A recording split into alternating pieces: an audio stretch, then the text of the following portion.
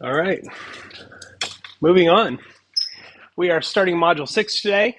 We will finish Module 6 next week, so I'm going to cover the sandbox today, but not the assignment. The assignment will be next week.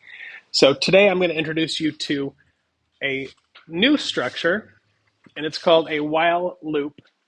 Last time we talked about what are called branching structures, which is an if, else kind of structure in our code. This one is a looping structure. So the difference. First, if we go back and review just a little bit, we have our branching structure where we have if and then an expression that evaluates to either true or false, a colon, and then an indented block of code. It can be one or more line. Okay. And then we have an elif. Elif requires a different expression. This and this should not be able to be simultaneously true under any circumstances. You can see here that either x is equal to 2 or x is equal to 3 or x is equal to something else, literally anything else. So if x is equal to 2, this gets printed. If x is equal to 3, this gets printed. If not, in all of the cases, that's what the else is for, it prints x equals something else. So that is branching. That's what we covered in Module 5. Another way to look at it is like this, where we have our code and we hit a branching structure, the if, and either this code gets executed or this code gets executed. Remember, we talked about it being like a fork in the road where you can pick one of the ways to go. Looping is different. What looping does is it says, I'm going to execute this code one or more times depending on whether something is true or not. So as long as something is true, this code just gets to run over and over and over. As soon as this becomes false, or if this is false when it gets there, it skips over that code and moves on to whatever's next. So in code, a while loop looks like this. This is the simplest version. What you're going to see is that there's some structural things about this that are very similar to if, right? So we have the keyword, which is while. Then we have an expression that evaluates a true or false, and a colon. And then the code block beneath that, one or more lines of code, must be indented. And this is what gets run. So if I take this exact code, exactly the way it is, and plug that in to our program here, while true,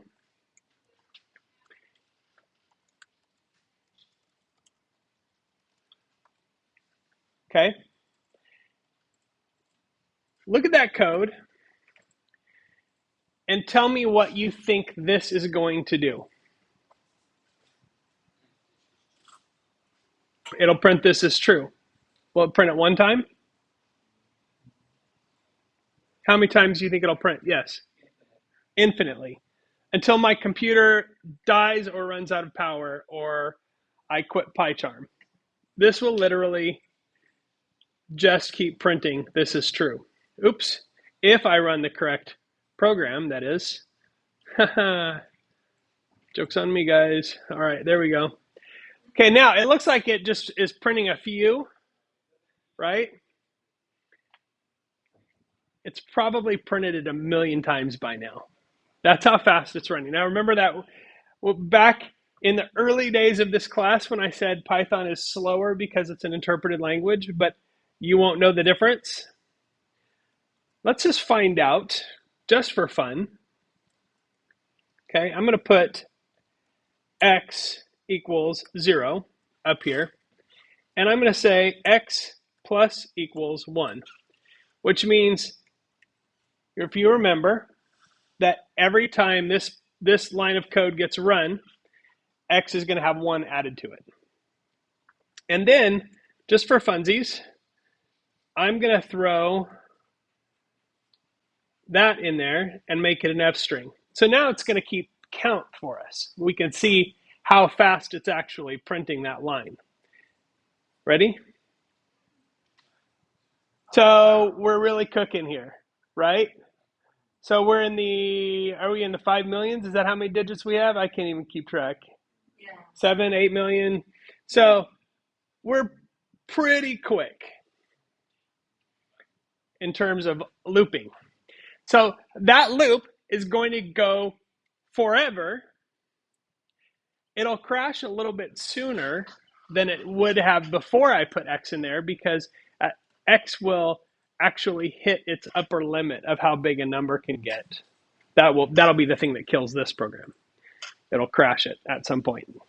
Not anytime soon. It'll take quite a while. But the key thing here is that it's always going to continue looping because every time it comes back to here, it's going to, so what this does is it says, while this is true, do this stuff. So it's going to add 1 to X, print this line, and then after it prints that line, it's going to check. It's going to say, is that still true? Yes, it is. So it's going to do it again. And that's the process that it goes through. So is true ever going to be not true? Not even a trick question. No, true is true by definition. So that's going to go forever.